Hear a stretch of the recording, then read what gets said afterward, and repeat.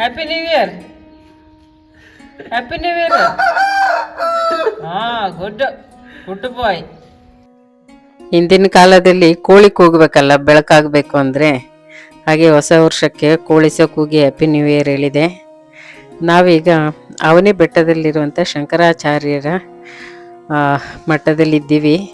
ಅಲ್ಲಿ ದೇವಸ್ಥಾನದ ದರ್ಶನಕ್ಕೆ ಈಗ ಹೋಗ್ತಾ ಇದ್ದೀವಿ. ಇದು 800 ವರ್ಷಗಳ ಹಿಂದಿನ ಮಠ. ಇಲ್ಲಿ ಶಾರದಾ ದೇವಿಯವರ ದೇವಸ್ಥಾನ ಇದೆ. ವಿಶೇಷ ಏನಂದರೆ ಶಾರದಾ ದೇವಿಯವರು ನಿಂತಿದ್ದಾರೆ. ಎಲ್ಲ ಕಡೆ ಪೀಠದಲ್ಲಿ ಕೂತಿರ್ತಾರೆ, ಇಲ್ಲಿ ಪೀಠದಲ್ಲಿ ನಿಂತಿದ್ದಾರೆ. शंकराचार्य जी का जो 4 मठ है उसमें श्रृंगेरी मठ का एक ब्रांच है ये शारदा पीठ. ये इधर शारदा माँ की एक विशेष मूर्ति है. हर जगह वो बैठे रहते हैं, इधर पीठ में वो खड़े हैं. आवनी बेटा है जहाँ सीता माता ने वनवास बिताए थे और लव कुश को जन्म दिए थे. उसी जगह पे ये सुंदर सा शारदा मठ वाला मंदिर बना हुआ है. बहुत ही सुंदर है. ऐसी जगह भी बहुत सुंदर है. सुबह सुबह हम दर्शन के लिए आ गए हैं. धनुर्मास है इसीलिए जल्दी 7 बजे मंदिर बंद हो जाता है. अभी सूर्योदय हो ही रहा है.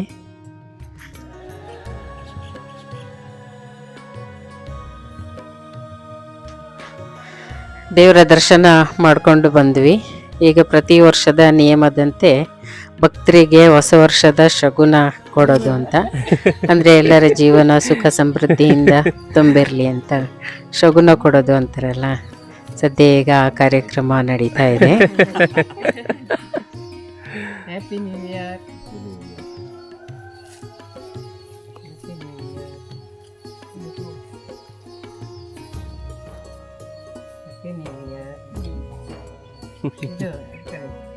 Happy new year Pushparani. Happy new year Venkatesh Vijayakumari. Happy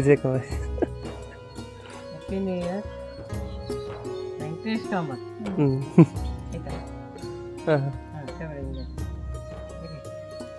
happy new year Divya Sagar. Happy new year ಪುಷ್ಪರಾಣಿ.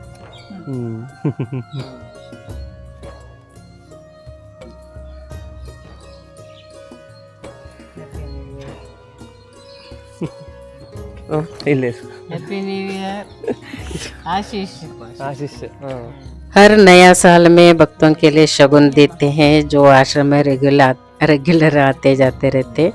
ऐसे बात नहीं है दूसरों के लिए है नहीं, मगर जो रेगुलर आते हैं तो हर साल उनको सुख समृद्धि के लिए आशीर्वाद पूर्वक एक शगुन दिया जाता है.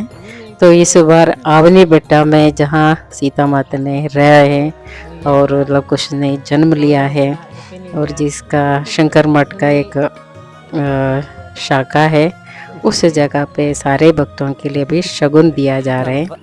ऐसे सभी के लिए ये नया साल मंगलमय हो, सभी के ऊपर भगवान के आशीर्वाद रहें, यही हमारा आशीष है. ಎಲ್ಲರಿಗೂ ಶಗುನನ್ನು ಕೊಟ್ಟಾಯಿತು, ದರ್ಶನನೂ ಮಾಡಾಯಿತು. ಈಗೆಲ್ಲರೂ ಗ್ರೂಪ್ ಫೋಟೋ ತೆಗೆಸ್ಕೋತಾ ಇದ್ದಾರೆ ನೆನಪಿಗೆ. ಇದಾದ ನಂತರ ಮತ್ತೆ ರೂಮ್ಗೆ ಹೋಗಿ ಬೆಟ್ಟ ಹತ್ತೋ ಕಾರ್ಯಕ್ರಮ. ಈಗ ಭಕ್ತರೆಲ್ಲರೂ ಸ್ವಾಮೀಜಿಯವರಿಂದ ಆಶೀರ್ವಾದ ತಗೊಳ್ತಾ ಇದ್ದಾರೆ.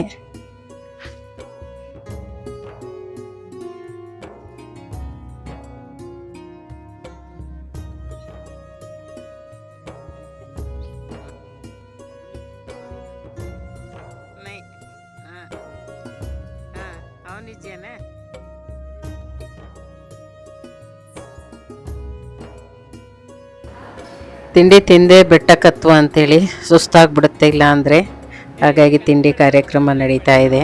ಜೈ ರಾಮಕೃಷ್ಣ.